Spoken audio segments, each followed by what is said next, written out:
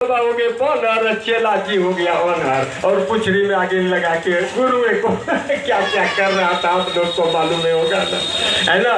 तो हमारे प्रभु श्री राम की मर्यादा के तहत आज के विषय के नीचे क्या हुआ, शिव जी ने कहा दधीची मैं तुम्हारे ऊपर प्रसन्न हूँ, मांगो क्या मांगते। दधीची ने कहा महाराज हमको ऐसा वरदान दीजिए कि हम कभी नाश नहीं होए। शिव जी ने कहा कि ठीक है तुमको मैं वरदान देता हूँ कि तुम कभी नाश नहीं होएगा। शिव जी ने वरदान दिया। अंततों गत्वा एक बार की बात है जब विश्व रूप का वध कर दिया राक्षस लोग, बृहस्पति के विरोध में देवता लोग विश्व रूप को अपना गुरु बनाया, पुरोहित बनाया, और विश्व रूप का जब वध कर दिया तो दधीची मुनि के नजदीक इंद्र को हड्डी मांगने के लिए आना पड़ा। अब दधीची के पहले की एक छोटी बात मैं कह देना चाहता हूँ। भागवत महापुराण, श्रीमद् भागवत महापुराण, दधीची मुनि से हड्डी लेने के पहले की क्या बात है जरा सा जान लीजिए। दधीची मुनि के नजदीक दोनों अश्विनी कुमार आए ब्रह्म विद्या सीखने के लिए। दो अश्विनी कुमार है, भगवान महाविष्णु के दोनों नाक के छेद, वही अश्विनी कुमार जासुघ्राण, रामचरितमानस में पढ़े ना, जासुघ्राण अश्विनी कुमार, और देवताओं के शरीर के ट्रीटमेंट करने वाले डॉक्टर का नाम है अश्विनी कुमार। इससे भी नहीं परिचित है तो सुन लीजिए।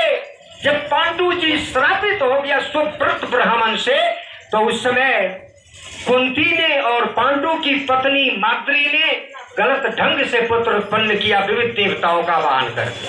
तो माद्री ने यही दोनों अश्विनी कुमार को मंगा करके दो बच्चा पैदा किया, नकुल और सहदेव को। वही है अश्विनी कुमार। वो दधीची के नजदीक ब्रह्म विद्या सीखने के लिए आया।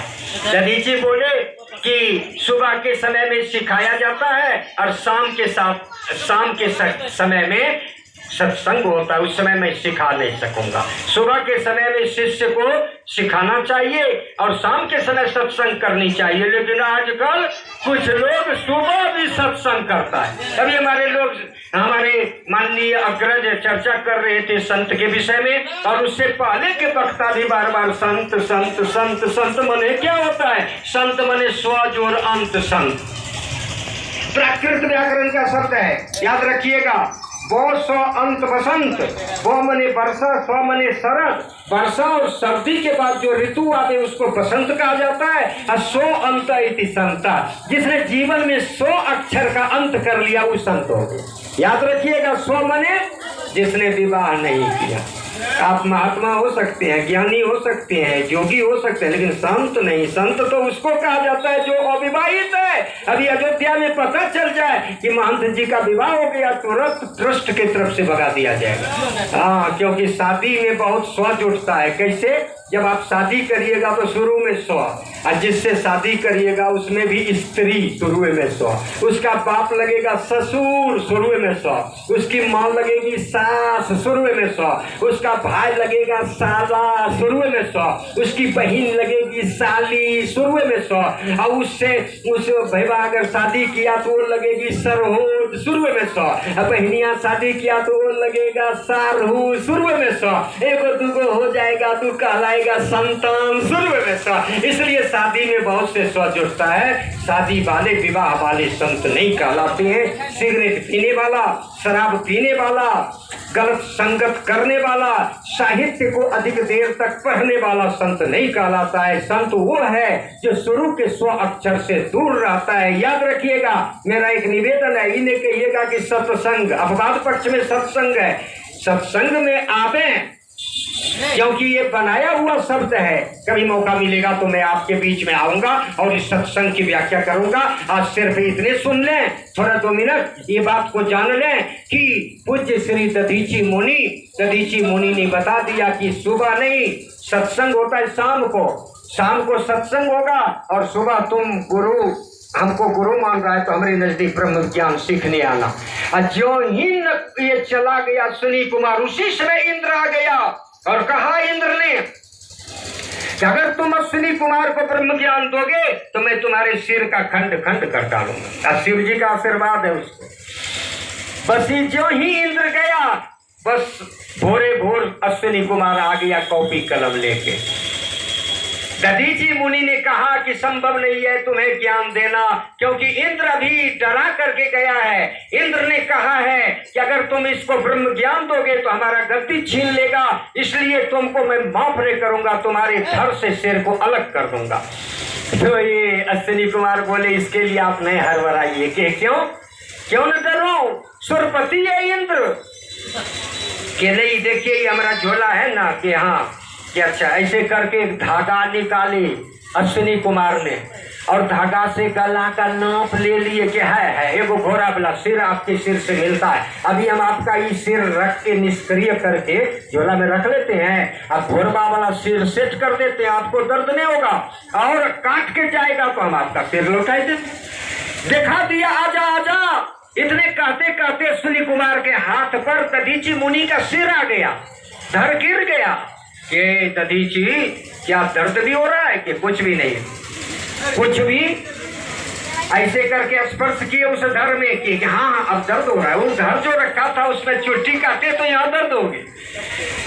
कि अच्छा हम निष्क्रिय करते हैं, घोड़ा का सिर ज्वाइंट कर दिया, घोड़ा का सिर ज्वाइंट कर दिया और इस सिर रख के और ब्रह्म ज्ञान ले लिया। इसलिए ब्रह्म वाक्य को अश्वशिरा कहा जाता है। घोड़ा के मुंह से निकला हुआ वाक्य है, इसलिए वो अश्वशिरा कहलाता है। अंत में ब्रह्म ज्ञान लेके अश्विनी कुमार बगल में छिप गया। इतने में इंद्र क्रोधित आके अपने अंकुश से दधीचि के सिर को काट दिया।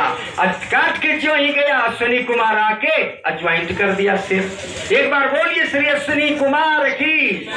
जो ही अश्विनी कुमार ज्वाइंट किया उसके बाद ये सिर रख छोड़ दिया। कहा ये घोड़ा का जो सिर है मैं श्राप देता हूं इंद्र को, एक दिन तुम्हारे पांव को पकड़ने इंद्र आएगा। उधर विश्वरूप मारा गया। अब वृत्रासुर का आक्रमण हो रहा था इंद्र लोक में। भाई इंद्र भयभीत होकर के दधीचि के पांव पर आके गिरा। अश्विनी कुमार बता दिए थे इस सिर से 3 वज्र बनेगा, इस पर नमक छीट कर गाय से चटवा करके और ये हड्डी से 3 वज्र बनाना। उसमें बीचला वज्र जो होगा उसका नाम होगा अजगब, और वो शिव को प्रिय होगा। और वही अजगब धनुष जो है किसी से नहीं उठ रहा था, किसी से नहीं उठ रहा था। बन तो गया धनुष पृथ्वी पर, पृथ्वी को वीर का डिग्री दिया, पृथ्वी को शेषनाग उठा लिया तो वीर का डिग्री चलाया, धनुष चलाया शेषनाग के पास। शेषनाग को शिव जी उठा लिए तो ये धनुष शिव के पास आया और धरती का स्वामी शिव बन गए। शिव को कैलाश ने उठा लिया तो ये शिव से धनुष कैलाश को दिया गया और धरती का स्वामी कैलाश हो गया।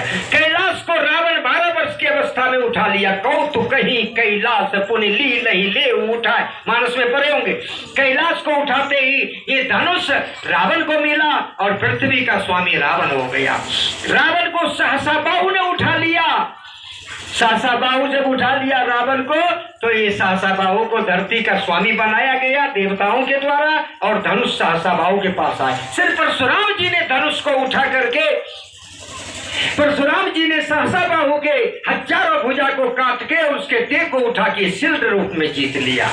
कहा जाता है कि परशुराम अपने माँ के कहने पर, अपने पिता के कहने पर मां रेणुका के सिर को काट दिया।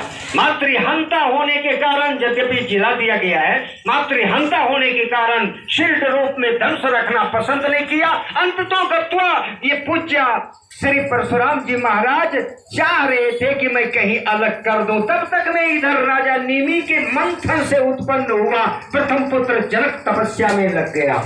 भगवान विष्णु प्रसन्न हुए, शिव जी प्रसन्न हो गए। शिव से वरदान मांगने का आदेश हुआ तो उन्होंने वरदान में मांगा कि विष्णु हमारा संबंधी हो जाए, यही मैं वरदान मांगता